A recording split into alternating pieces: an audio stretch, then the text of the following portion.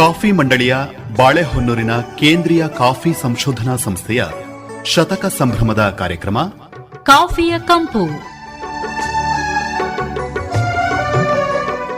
ಪ್ರಾಯೋಜಕರು ಭಾರತೀಯ ಕಾಫಿ ಮಂಡಳಿ, ಬೆಂಗಳೂರು. ಕೇಳಿ ಕಾಫಿಯ ಕಂಪು. ಆತ್ಮೀಯ ಕೇಳುಗರೆ ನಮಸ್ಕಾರ. ಇವತ್ತಿನ ಸಂಚಿಕೆಗೆ ತಮ್ಮೆಲ್ಲರಿಗೂ ಸ್ವಾಗತ. ಇವತ್ತಿನ ಸಂಚಿಕೆಯಲ್ಲಿ ಬಾಳೆಹೊನ್ನೂರು ಸಮೀಪ ಇರುವಂತಹ ಕೇಂದ್ರೀಯ ಕಾಫಿ ಸಂಶೋಧನಾ ಸಂಸ್ಥೆಯ ಅಡಿಯಲ್ಲಿ ಕೆಲಸವನ್ನ ಮಾಡ್ತಾ ಇರತಕ್ಕಂಥ ಸಸ್ಯರೋಗಶಾಸ್ತ್ರ ವಿಭಾಗದ ಕಾರ್ಯ ಚಟುವಟಿಕೆಗಳನ್ನ ನಾವು ತಿಳಿದುಕೊಳ್ಳೋಣ. ಹೆಚ್ಚಿನ ಮಾಹಿತಿಯನ್ನ ಮಾಡಿಕೊಡ್ತಾ ಇದ್ದಾರೆ ಅಲ್ಲಿಯ ಸಂಶೋಧನಾ ಸಹಾಯಕರಾದ ಡಾಕ್ಟರ್ ಎಪಿ ರಂಜನಿ ಅವರು. ಮೇಡಮ್, ತಮಗೆ ನಮಸ್ಕಾರ, ಕಾರ್ಯಕ್ರಮಕ್ಕೆ ಸ್ವಾಗತ.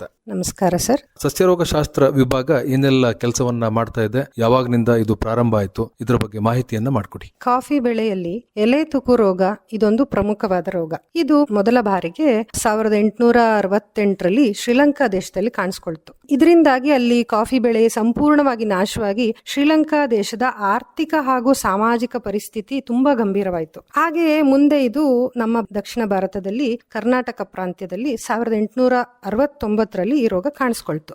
ಈ ರೋಗದ ನಿರ್ವಹಣೆಗಾಗಿ ನಮ್ಮ ವಿಭಾಗ ಸ್ಥಾಪನೆ ಆಯಿತು 1925ರಲ್ಲಿ. ಹಾಗೆ ನಮ್ಮ ಸಂಸ್ಥೆ ಸ್ಥಾಪನೆ ಆಗಲು ಕೂಡ ಈ ರೋಗವೇ ಪ್ರಮುಖವಾದ ಕಾರಣ ಅಂತಲೇ ಹೇಳ್ಬೋದು. ಈ ವಿಭಾಗದ ಪ್ರಮುಖ ಕೆಲಸ ಏನಿತ್ತು ಅಂದ್ರೆ ರೋಗ ನಿರೋಧಕ ತಳಿಗಳನ್ನ ಆಯ್ಕೆ ಮಾಡೋದು, ಹಾಗೆ ಅದನ್ನ ಅಭಿವೃದ್ಧಿಪಡಿಸೋದು, ಹಾಗೆ ರೋಗನಾಶಕಗಳ ಸಂಶೋಧನೆ, ಮುಖ್ಯವಾಗಿ ಬೋರ್ಡೋ ದ್ರಾವಣ ಎಲ್ಲಾ ರೋಗ ನಿರ್ವಹಣೆಗೂ ಉಪಯೋಗಿಸ್ತಿದ್ರು. ಬಟ್ ಕಾಫಿಯಲ್ಲಿ ಸೂಕ್ತವಾಗಿ ಅದನ್ನ ಹೇಗೆ ಉಪಯೋಗಿಸೋದು ಅಂತ ಫಸ್ಟ್ ಅದನ್ನ ಸಂಶೋಧನೆ ಮಾಡಕ್ಕೆ ಶುರು ಮಾಡಿದ್ರು. ಹಾಗೇನೆ ಮುಂದೆ ಇಂಟಿಗ್ರೇಟೆಡ್ ಡಿಸೀಸ್ ಮ್ಯಾನೇಜ್ಮೆಂಟ್ ಅಂತ ಏನ್ ಹೇಳ್ತಾರೆ, ಕಾಫಿಯಲ್ಲಿ ನಾವು ಸಮಗ್ರ ನಿರ್ವಹಣಾ ಕ್ರಮಗಳನ್ನ ಅದನ್ನ ಕೂಡ ಹಾಗೆ ಕ್ರಮವಾಗಿ ಮಾಡ್ಕೊಂಡು ಬಂದ್ವಿ. ಹಾಗೆ ಇದರಲ್ಲಿ ಬದಲಾಗುತ್ತಿರುವ ಹವಾಮಾನ ಪರಿಸ್ಥಿತಿಯಲ್ಲಿ ನಮ್ಮ ರೋಗದ ನಿರ್ವಹಣೆ ಹೇಗ್ ಮಾಡೋದು, ಮತ್ತೆ ಯಾವ ರೋಗ ಉಲ್ಬಣಗೊಳ್ಳುತ್ತೆ, ಯಾವ ರೋಗ ನಿಯಂತ್ರಣದಲ್ಲಿ ಇರುತ್ತೆ, ಅದನ್ನ ಚೆಕ್ ಅಂತ ಏನ್ ಹೇಳ್ತೀವಿ ಅದನ್ನ ಚೆಕ್ ಇಟ್ಕೊಳ್ಳೋದು. ಅಂದ್ರೆ ಕ್ಲೈಮೇಟ್ ಚೇಂಜ್ ಅಲ್ಲಿ ಏನಾಗುತ್ತೆ ನಮ್ಮ ರೋಗದ ಪರಿಸ್ಥಿತಿಗಳು, ಅದ್ರ ಬಗ್ಗೆನೂ ಕೂಡ ಅಧ್ಯಯನ ಮಾಡ್ಕೊಂಡು ಬಂದಿದೀವಿ. ಹಾಗೆ ಈ ಎಲೆ ತುಕ್ಕು ರೋಗ ಇದರದ್ದು ಸ್ಪೆಷಾಲಿಟಿ ಅಂತ ಏನಂದ್ರೆ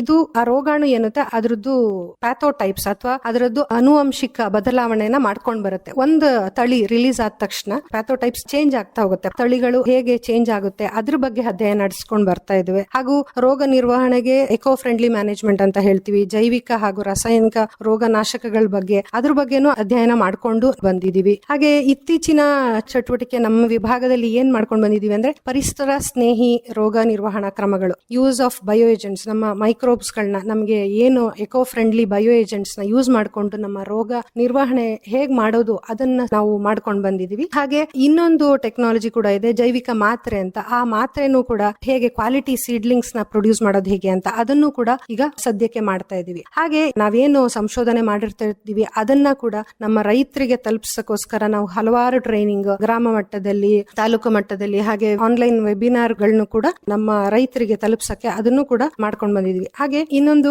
ಸೇವೆ ಅಂದ್ರೆ ಜೈವಿಕ ಒಂದು ಶಿಲೀಂಧ್ರ ನಾಶಕಗಳನ್ನ ಕಾಫಿ ಬೆಳೆಗಾರರಿಗೆ ಒದಗಿಸ್ಕೊಡ್ತೀವಿ. ನಮ್ಮಲ್ಲೇ ಅದನ್ನ ಮಾಸ್ ಪ್ರೊಡಕ್ಷನ್ ಮಾಡ್ಬಿಟ್ಟು ಅದನ್ನು ಕೂಡ ಒದಗಿಸಿ ಕೊಡ್ತಾ ಇದೀವಿ ಸರ್. ಹೀಗೆ ಕೇಂದ್ರೀಯ ಕಾಫಿ ಸಂಶೋಧನಾ ಸಂಸ್ಥೆಯಲ್ಲಿ ಇರುವಂತಹ ಸಸ್ಯರೋಗ ಶಾಸ್ತ್ರ ವಿಭಾಗ ಅನೇಕ ಕಾರ್ಯ ಚಟುವಟಿಕೆಗಳನ್ನ ಮಾಡ್ತಾ ಇದೆ. ಈ ಕಾರ್ಯ ಚಟುವಟಿಕೆಗಳ ಪರಿಚಯವನ್ನ ಇವತ್ತಿನ ಸಂಚಿಕೆಯಲ್ಲಿ ಮಾಡಿಕೊಟ್ಟವರು ಡಾಕ್ಟರ್ ಎಪಿ ರಂಜನಿ ಅವರು. ಮೇಡಮ್, ಮಾಹಿತಿಗಾಗಿ ತಮಗೆ ಧನ್ಯವಾದಗಳು. ನಮಸ್ಕಾರ. ಧನ್ಯವಾದ ಸರ್. ಇದುವರೆಗೆ ಕಾಫಿಯ ಕಂಪು ಪ್ರಸಾರವಾಯಿತು. ಪ್ರಾಯೋಜಕರು ಭಾರತೀಯ ಕಾಫಿ ಮಂಡಳಿ, ಬೆಂಗಳೂರು. ಕಾರ್ಯಕ್ರಮದ ನಿರ್ಮಾಣ ಅರಕಲಗೂಡು ವಿ ಮಧುಸೂದನ್.